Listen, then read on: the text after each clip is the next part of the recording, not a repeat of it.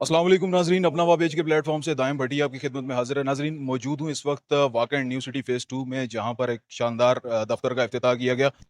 मेरे साथ मौजूद है वज़ीर ममलिकत बराए कानून व इंसाफ बैरिस्टर अकील मलिक साहब। इनसे बातचीत करेंगे रियल एस्टेट के हवाले से। अस्सलाम वालेकुम। वालेकुम सलाम। दाइम साहब, क्या हाल है आपके? ठीक हैं? अल्हम्दुलिल्लाह। बैरिस्टर साहब, फ्रेंड्स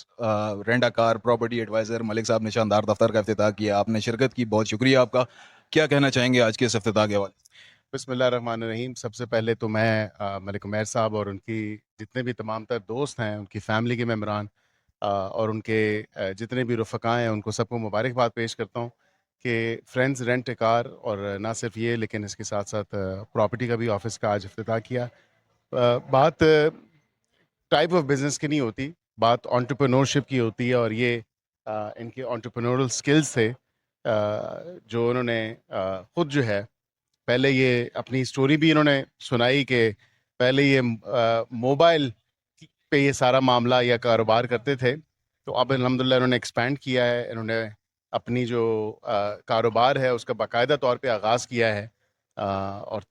वर्चुअली या मोबाइल पे से उसको ट्रांसफ़र करके आपकी एक सेटअप जो ऑफ़िस का दिया गया है, तो वो बड़ा खूबसूरत है।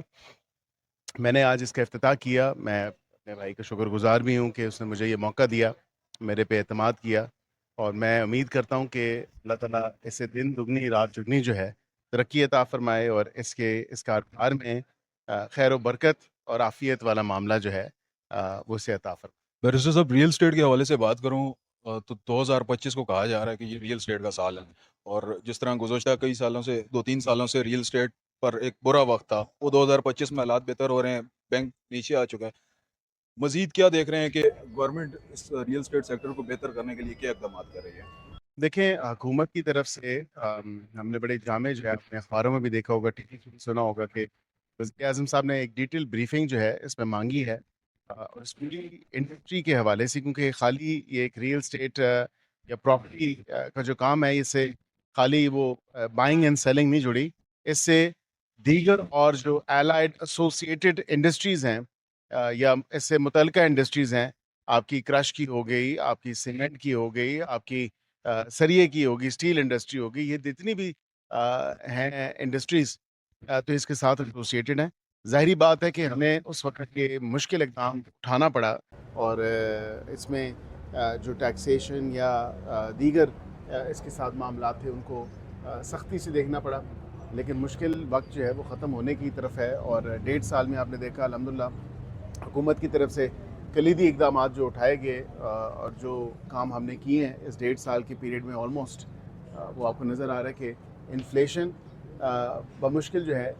1% के करीब है,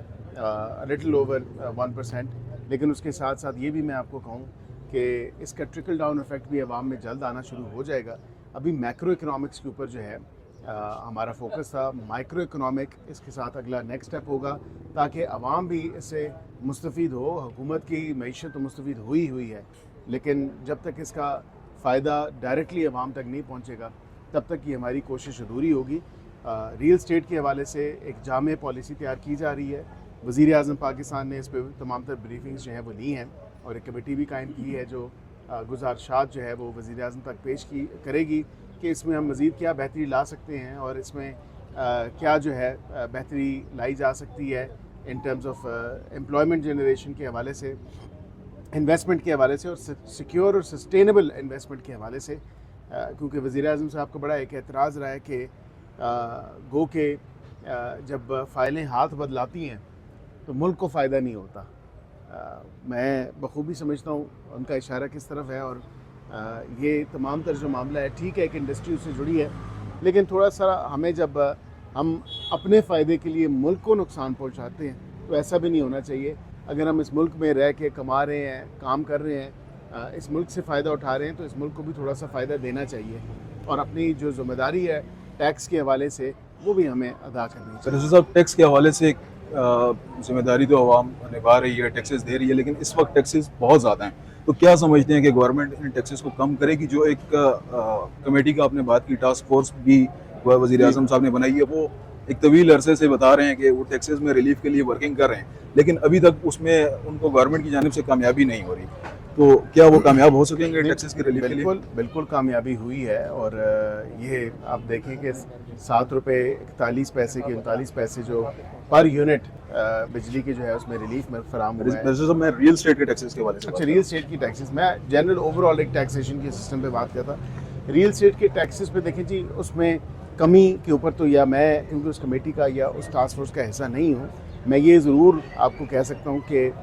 اس میں جو بہتر اقدامات ہوں گے وزیر اعظم صاحب وہ اٹھائیں گے۔ ابھی اس کی ورکنگ کمپلیٹ نہیں ہوئی، اس کی ورکنگ کمپلیٹ ہو جائے میں خود جو ہے آپ دوستوں سے دوبارہ ایک نشست کر کے آپ کو بتاؤں گا، کیونکہ آپ لوگ بھی کافی جو ہے اس انڈسٹری سے جڑے ہوئے ہیں۔ میں کیونکہ بس یہ تھے لوکل نمائندہ ہونے کے ناطے میں اس بات کا ادراک ہے مجھے کہ آپ لوگ جو ہیں